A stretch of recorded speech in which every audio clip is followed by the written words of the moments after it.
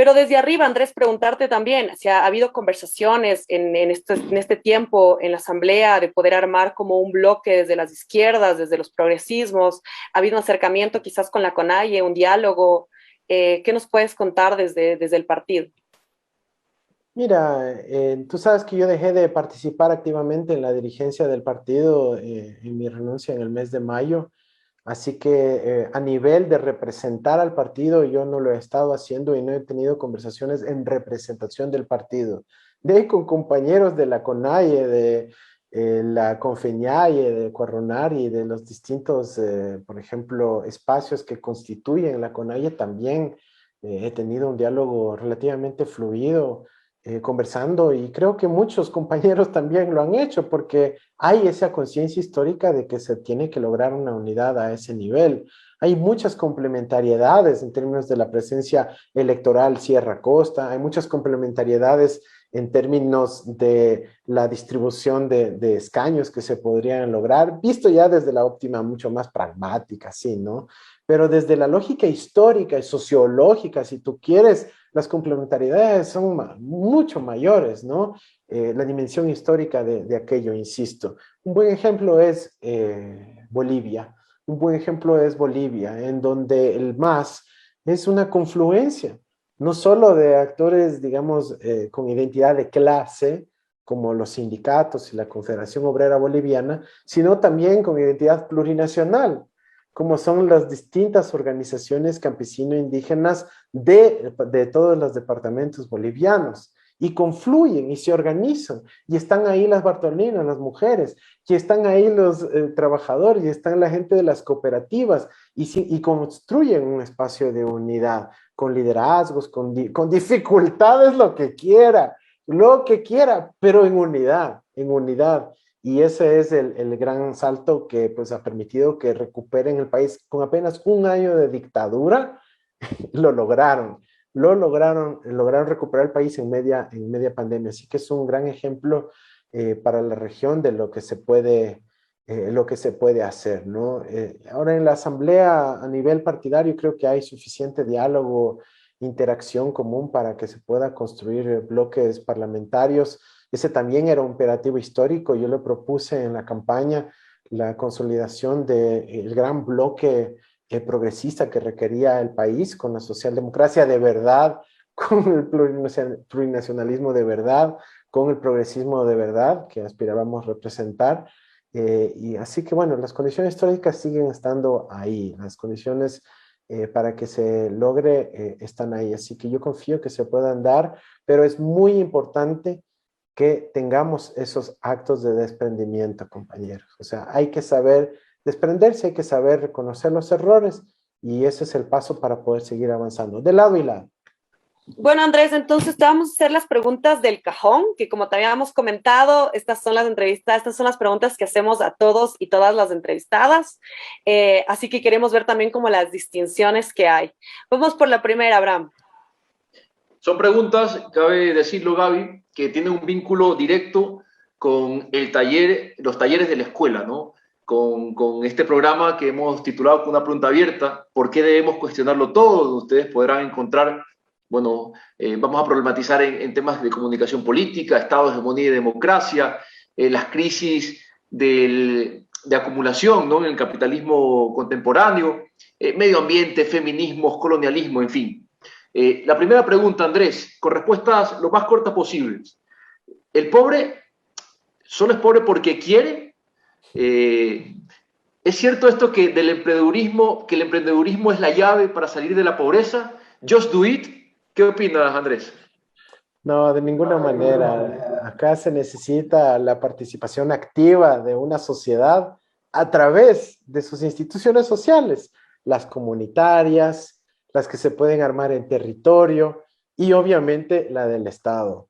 Nosotros no podemos cada uno dejar suelto en la vida para ver cómo se desenvuelve. Tiene que haber un acompañamiento social, como dice nuestra Constitución, con una economía social y solidaria en donde el más rico, a través de mecanismos institucionales como el Estado, redistribuye la riqueza para los más pobres. En el Ecuador, si solo en el Ecuador hubiese la voluntad política, muy difícil, pero con la riqueza actual que tiene en el Ecuador, se repartiera equitativamente, no hubiera pobreza en el Ecuador, ¿ya? Esa es una gran lectura de las cifras que nos permite entender cómo sí se puede superar la pobreza. Ahora, no estoy abogando por eso inmediatamente, pero sí se necesitan mecanismos redistributivos de generación y acompañamiento en la generación de capacidades, en el fortalecimiento de las mismas y en un ambiente conducente a la generación de trabajo, empleo, producción, etcétera, ¿no? Alguna vez yo escuché la frase de un amigo muy querido que decía, queremos 17 millones de emprendedores. Falso, porque para empezar, buena parte de esos 10 millones son menores de edad. ¿Ya? Entonces no queremos emprendedores menores de edad, no somos Lenín Moreno, que quiere bonitos emprendedores, ¿no? SIC. Necesitamos solo pensar en los menores de edad y a un esquema de subsidiariedad, en donde se necesita un sistema de educación pública, primera infancia, acompañamiento, etcétera, etcétera. Después tenemos a nuestros adultos mayores. Tampoco queremos que ellos sean emprendedores, queremos que disfruten de su jubilación. Y de ahí tenemos una población adulta que no todos pueden ser emprendedores. Para ser un emprendedor exitoso también tienes que generar trabajo. Y eso significa que tienes emprendedores y tienes trabajadores. Con dignidad para todos, un sistema de economía social y solidaria, donde hay un rol para la propiedad privada y el capital, pero también para las solidaridades y para la acción conjunta, cooperativa y comunitaria. A ver, la pregunta del cajón sobre género, Andrés. ¿Cómo afecta la evasión de impuestos a la garantía de los derechos sexuales y reproductivos de las mujeres y niñas del Ecuador? Bueno, esto frente a la propuesta de ley de acceso al derecho al aborto por violación, para que ésta sea justa y reparadora. Mira, lo que se necesita es realmente avanzar hacia un sistema de salud pública que reconozca los derechos sexuales y reproductivos como tales, en donde la institucionalidad, la normativa, los implementos, los procedimientos, las prácticas y los recursos estén ahí para garantizar esos derechos sexuales y reproductivos. Así que evidentemente, si es que no hay recaudación de impuestos, no se puede garantizar los derechos sexuales y reproductivos en la salud pública, pero además, aunque hubieran esos recursos, se necesitan todavía superar viejos pensamientos que yo considero realmente caducos para la actualidad, para que esos derechos sexuales y reproductivos se contemplen como parte de una política de salud pública. Andrés, ¿trabajo digno universal o renta básica universal?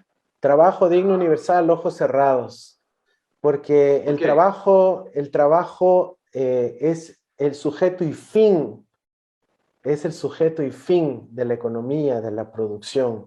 La renta puede ser un mecanismo de redistribución, puede ser temporal, puede ser focalizado, pero si es que tiene el Estado la voluntad política y los recursos para poder transferir ese dinero a la sociedad, es mejor hacerlo en la dinámica del trabajo, porque recupera el elemento colectivo, permite la sindicalización, la organización, el espacio público común, el tejido social entre la gente que comparte la actividad laboral, que no tiene para qué ser rutinaria, también puede ser creativa, etcétera, etcétera. Y eso permite luego tener mayor producción, mayor disponibilidad de una base material que nos va a permitir ir reduciendo el tiempo del trabajo paulatinamente con el ocio liberador, el más tiempo disponible para la familia, para la comunidad y para la creatividad. En cambio, la renta básica puede terminar siendo un desestímulo para las acciones colectivas y alimenta la alienación, el individualismo y el egoísmo, porque es cada quien se salva y elimina los mecanismos de infraestructura social o comunitaria. Un elemento adicional, la renta básica universal nace desde los pensamientos más libertarios en Silicon Valley, porque ellos ya supuestamente analizan cómo la tecnología va a desplazar tanto a los trabajadores que ya no va a haber trabajo y que entonces necesitan darle plata a la gente para que consuma los productos que ellos diseñan, ¿no es cierto? Imagínate que, por ejemplo, Uber tiene en su planificación de largo plazo reemplazar a todos los conductores de Uber porque se van a convertir en vehículos autodirigidos, ¿no es cierto? Vehículos autónomos. Entonces, antes los trabajadores de Uber por lo menos recibían el ingreso de Uber. Ahora van a haber vehículos de Uber sin conductores, es decir, tampoco sin consumidores. Entonces, desde ahí viene el origen. Y una tercera razón es porque el reglamento Renta Básica Universal, así como fue impulsado por Jamil Mouawad en 1998, cuando se creó el famoso bono solidario, decía, si ya les damos con esto la plata, ya no necesitamos tener escuelas públicas y salud pública, porque con esa plata ya pueden contratar servicios de salud o contratar servicios educativos. Entonces nosotros no queremos la privatización de los servicios públicos, queremos la dotación de ellos y más bien queremos generar trabajo para la gente, sea como maestro, sea como enfermera, sea como médico, etcétera, y obviamente en los distintos otros espacios de la sociedad. Así que a ojos cerrados, trabajo digno universal. Bueno, y quizás por eso mismo estaba en tu propuesta también de campaña. Por supuesto. A ver, Andrés, en el tema ambiental. Bueno, Lazo está proponiendo este capitalismo verde o ecocapitalismo. Entonces, ante esto, ¿como cuál propuesta hubieras hecho algo distinto en el tema del ecologismo, pensándolo como el ecologismo con justicia social?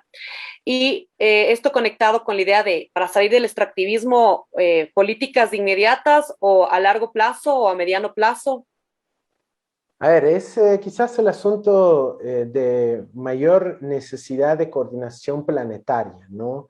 El que quiera plantear una política ecológica en un solo país, te está mintiendo, porque la política ecológica necesariamente tiene que tener escala planetaria.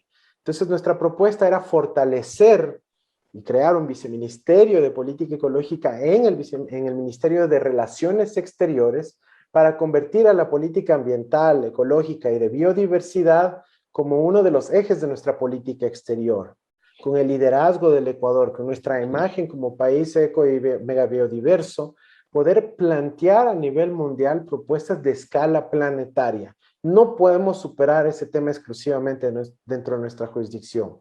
Ahora, eso queda claro y debe quedar claro por los temas de gases de efecto invernadero, el calentamiento global, problemas de erosión, la Amazonía, etcétera, etcétera, etcétera.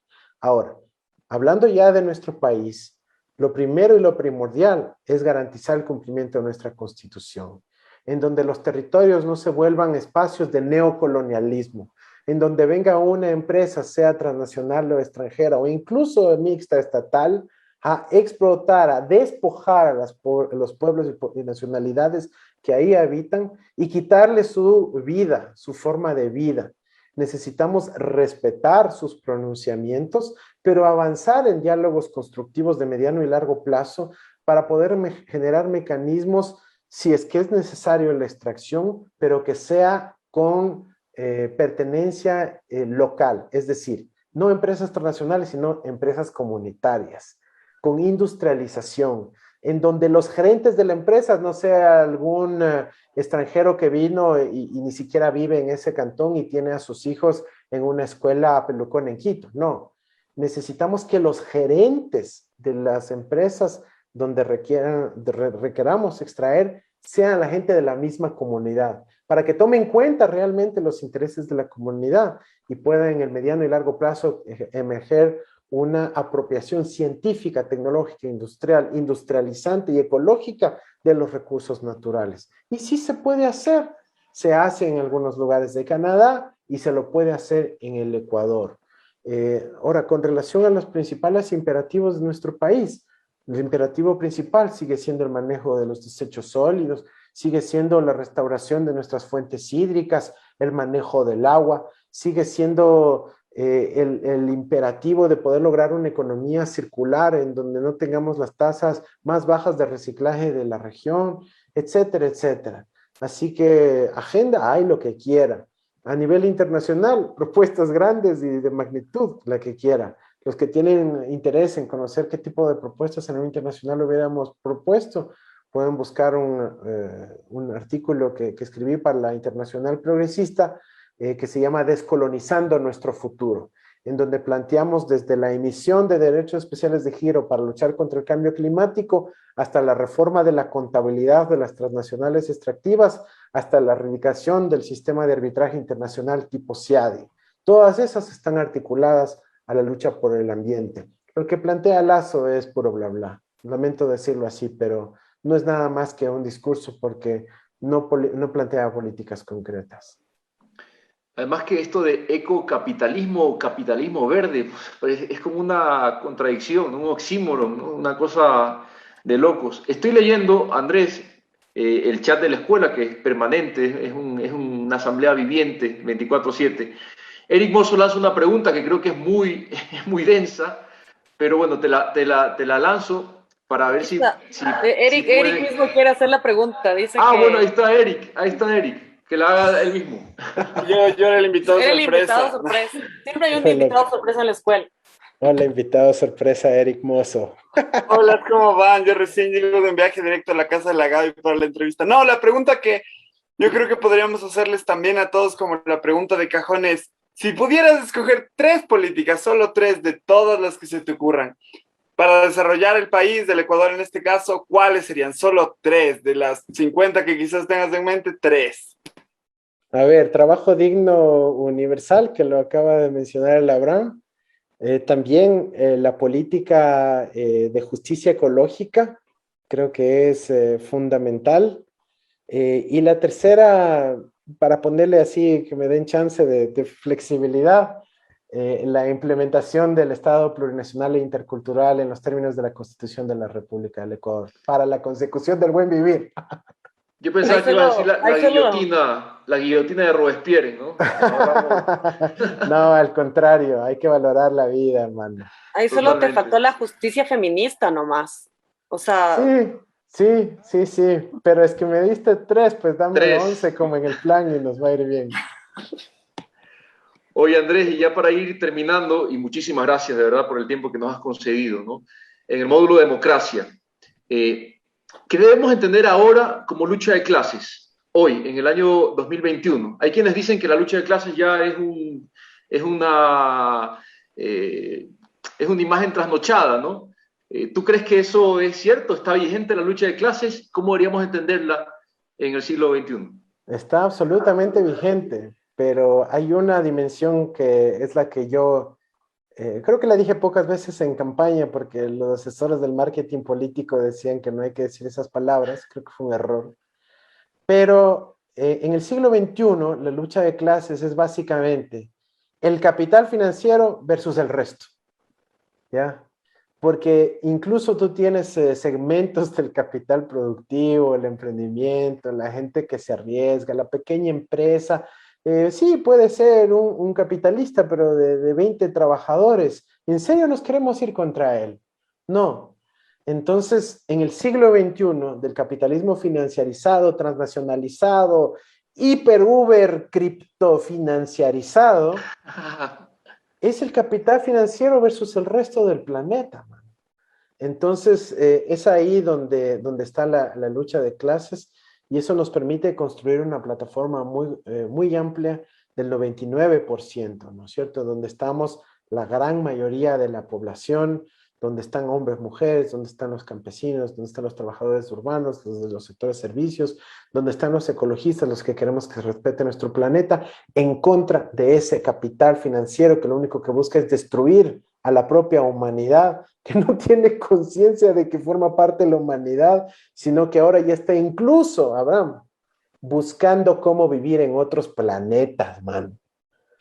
¿Ya? Y no estoy diciendo de chiste. Tenemos ahora a Elon Musk, tenemos a Jeff Bezos haciendo viajes al espacio, buscando cómo colonizar Marte, cómo colonizar nuevamente la Luna. En el gobierno de Obama se aprobó la primera legislación de legalización de la extracción de asteroides, extracción mineral de asteroides. Es decir, que nos quieren dejar abandonados en este planeta. Así que es ese sector, el del capital financiero, al que debemos oponernos en colectivo